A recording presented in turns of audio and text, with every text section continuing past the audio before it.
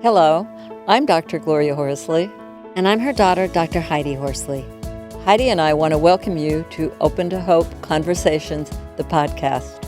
We believe that the greatest gift you can give yourself after a loss is hope, using this moment to connect with others who have not only survived but thrived. So let's get started.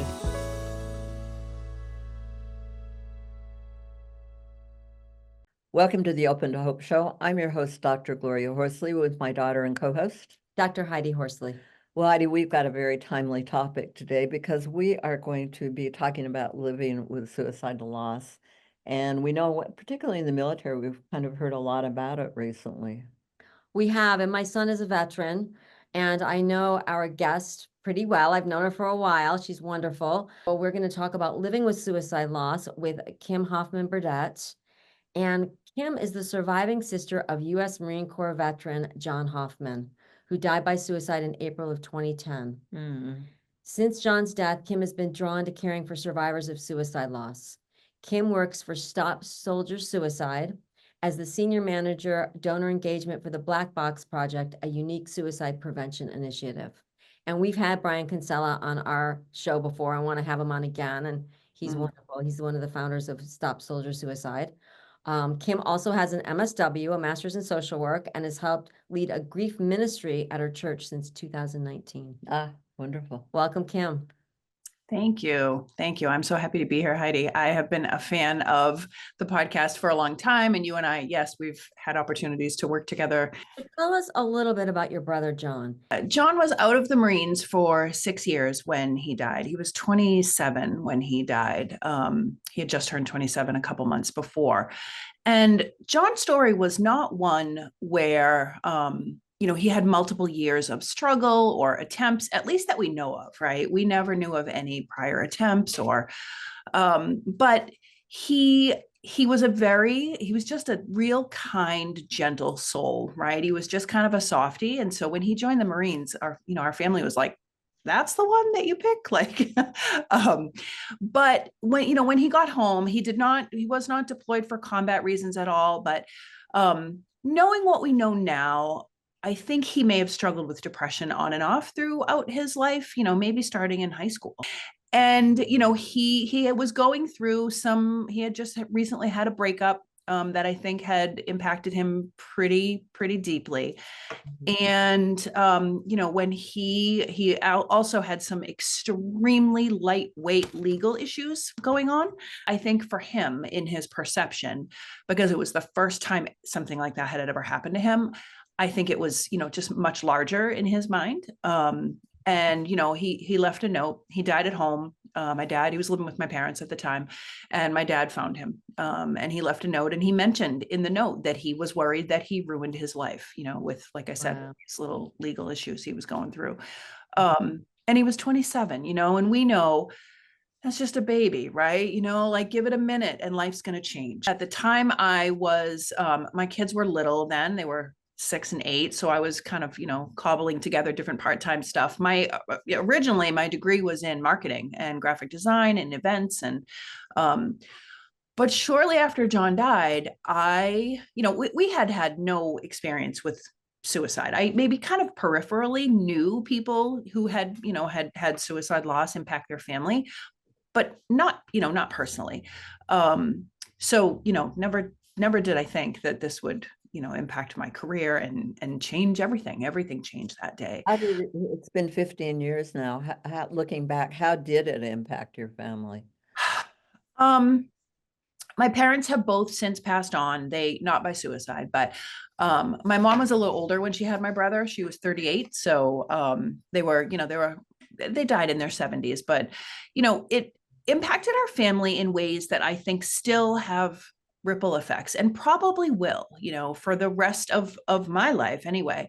My parents made a pact early on, when one was struggling with something, that they would go to the other one and talk about it. When parents lose a child, it's difficult to connect around that grief because maybe people do grieve differently. And, especially with the suicide, there was potential I think for, maybe some blame or some questioning or, and I know both of my parents dealt with a lot of guilt. He did grieve differently. My dad, what sat in his office at his home office and printed picture after picture after picture of my brother. And my mom in the beginning couldn't look at him, just, couldn't see those pictures. My husband made albums after our son was killed, and I've never looked at them. I don't Yeah. even look at them now. Yeah. Yeah. So they grieved differently, but they did also seek support. All of us did. I was living in Massachusetts at the time. My parents were too. And Massachusetts is fairly resource rich when it comes to, suicide prevention budgets and the programs they support that the state supports. And there's a chunk of that is dedicated to postvention, so care for suicide loss survivors after experiencing a suicide death.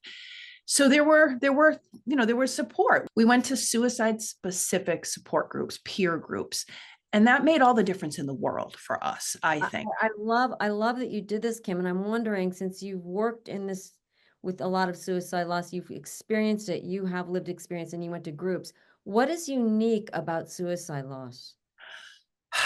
I would never say that suicide loss is worse or more difficult than any other type of death. I don't know that to be true, and I don't want to find out, honestly, but I just think it can come with more layers. It can come with more complicators, just some additional things to navigate.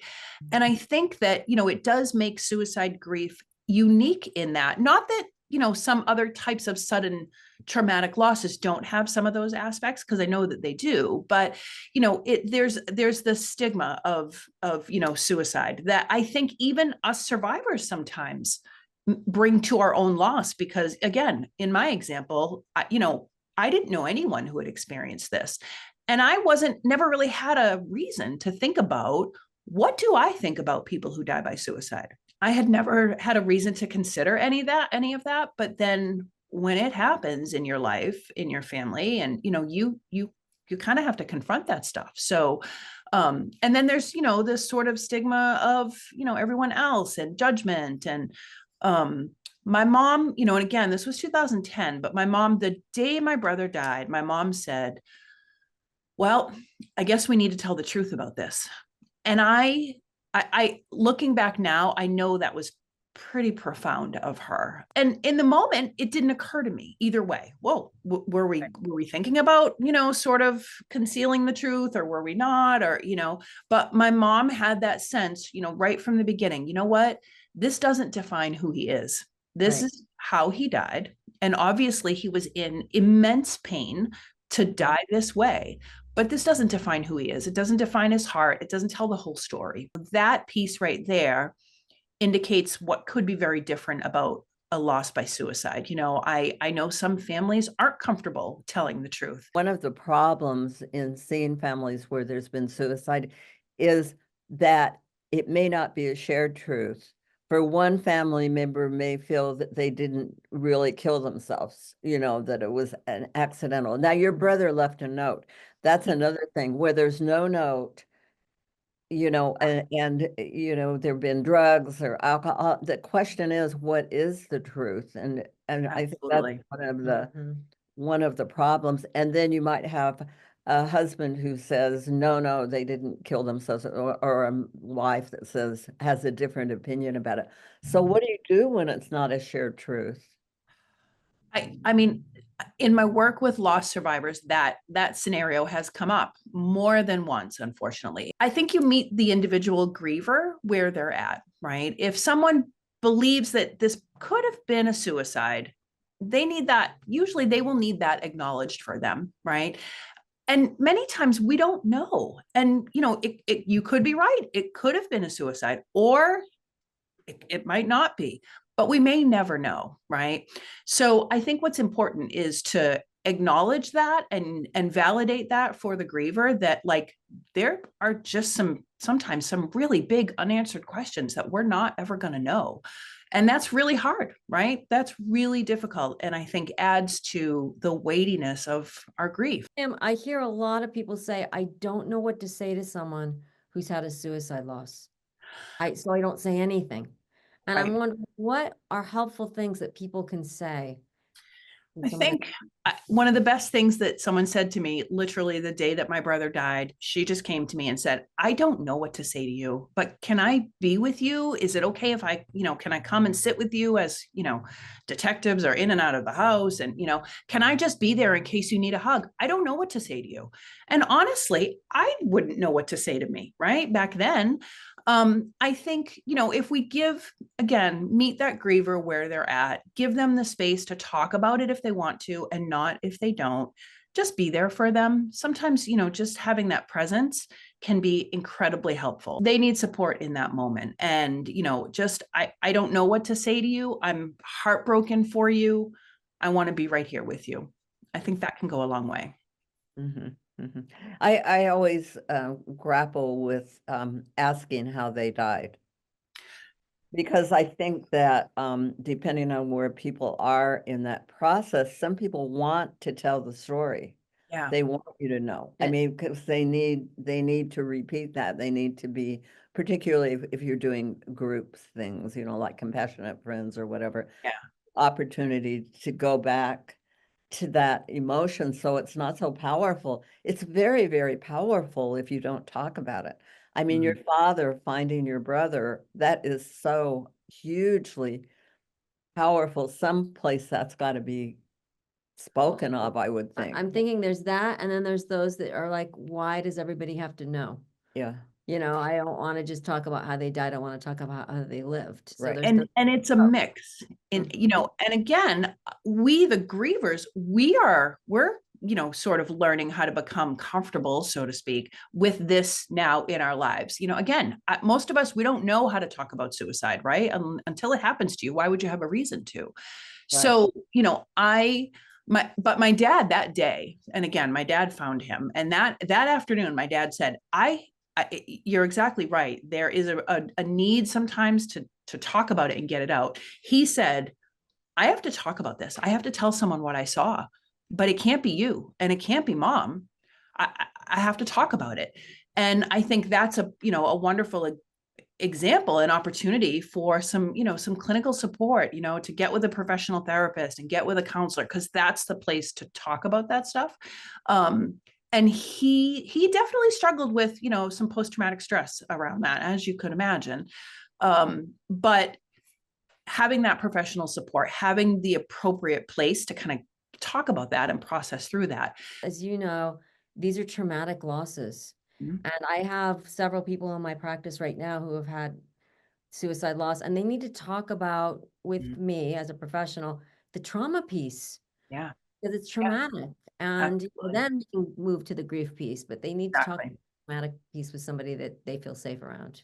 Because you sometimes can't even get at that grief, right? The trauma can be debilitating, and you just can't get at the grief to process it if you're struggling with that trauma. as you guys know, you can actually relive that experience in your brain.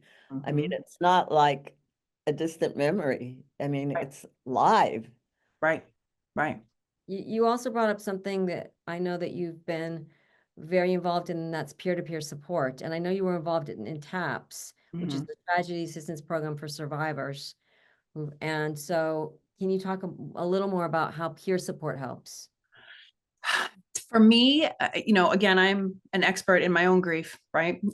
Nothing else. But for me, peer support was, and probably still is, even approaching 15 years out, sort of that special sauce, right? That sort of magic piece that there is nothing like having someone be able to validate and affirm what you are experiencing when you think you're the only one, right? And when someone says, yep, me too, me too, it is incredibly powerful. And it was healing for me. I mean, again, those peer support groups that I went to and early on, I learned so much from those peers, right? I learned about grief. I learned about, just people's different experiences. And that, again, validated so much for me that I felt we were alone in. I felt I was alone in, right? It's just such an isolating feeling.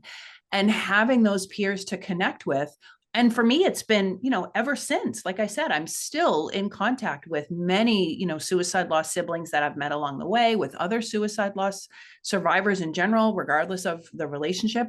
They've become some of the most dearest, cherished people in my life, because they can understand all the details of their loss and my loss don't need to line up. They don't need to exactly align. When you can be with someone who maybe they're a little bit further down the road than you in their grief journey, they don't know it, and they probably wouldn't ever admit it, but they are walking, living, breathing examples of hope for you. When you're brand new to the loss and you meet someone who is 2 years out, you can't fathom what 2 years out. How are we going to survive this? How are we going to get to 2 years? How are we going to get to 5 years? But they're an example of they're a living, breathing example for you. I think that is, we just clung to that. My family clung to that, in the sense that, like, okay, so we don't have to have it all figured out, because this is a road we've never traveled. But there are people who have done it and they're doing it. So that is proof that it must be doable, right? So then, okay, we're going to do it too. Did you see your parents doing the same thing that you did with this? Did they? Yeah, very the- much so. Their very first support group that they went to, again, suicide specific, and John was my only sibling, so they still had me, but their very first group that they went to, they met a married couple who had lost their only child, their only daughter. And my mom described that experience. She had no idea how listening to all these other people's, traumatic and horrifically sad stories was going to help, but they really both connected with that other couple who had lost their only child. And they both agreed. They said, we have to go back next month because we need to go for them, which was really interesting, right? As a peer, they connected with them and felt so sorry for them, but wanted to be of a support for this couple that, had lost their only child. And they both stayed in touch with that couple. Yeah. I mean, that peer connection, again, dad to dad, mom to mom, sibling to sibling, I think is incredibly powerful and can be really healing. Now, tell us some of the resources. There's so much more now than there was. Even when John died, for me, knowledge and education feels empowering. So I wanted to read everything I could. And, again, there are more resources and more books out there now, but I read everything I could to learn as much as I could about suicide grief.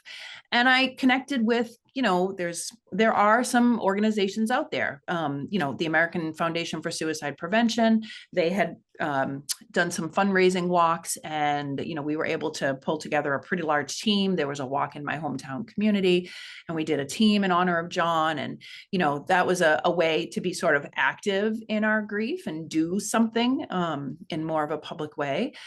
So I connected to that. Now there are lots and lots and lots of resources, I think, comparatively. So, you all are an example of, a wonderful resource for people in grief to be able to learn about grief, right? And to, to help normalize that.